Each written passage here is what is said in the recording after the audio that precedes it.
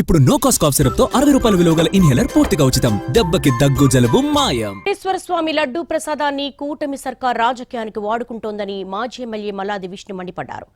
ఎలాంటి జంతువుల కొవ్వు లేదు, కల్తీ జరగలేదని సీబీఐ చార్జ్షీట్లు పేర్కొందన్నారు. సీబీఐ రిపోర్ట్ ఇచ్చినా జగన్పై బురద చల్లడం మానుకోలేదని తప్పుపట్టారు. సీబీఐ చార్జ్షీట్ కోర్టులో ఫైల్ చేసిన తర్వాత కూడా ఏకసభ్య కమిషన్ ఏర్పాటు చేశారని, అది ఏకసభ్య కమిషన్ కాదని టీడీపీ కమిషనర్ విమర్శించారు. చేసిన తప్పుడు ప్రచారానికి కూటమి నేతలు, ప్రభుత్వం ప్రజలకు క్షమాపణలు చెప్పాలని మల్లాది విష్ణు డిమాండ్ చేశారు.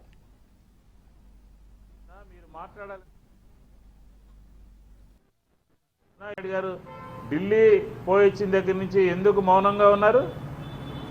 ఎందుకుని శాసనసభలో ఇది చాలా సున్నితమైనటువంటి విషయం, దీని గురించి తర్వాత మాట్లాడదామని ఢిల్లీలో ఉన్నారు. ఇదేమో చాలా సున్నితమైనటువంటి అంశం అని చెప్పని శాసనసభలో చెప్పారు.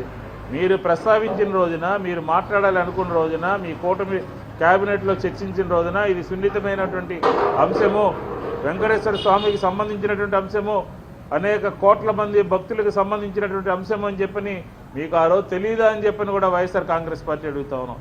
ఈ ఏకసభ్య కమిషన్ వేసి సుప్రీంకోర్టు ఇచ్చినటువంటి ఆదేశాలని కూడా పక్కన పెట్టినట్టుగా మనకి స్పష్టంగా అర్థమవుతుంది.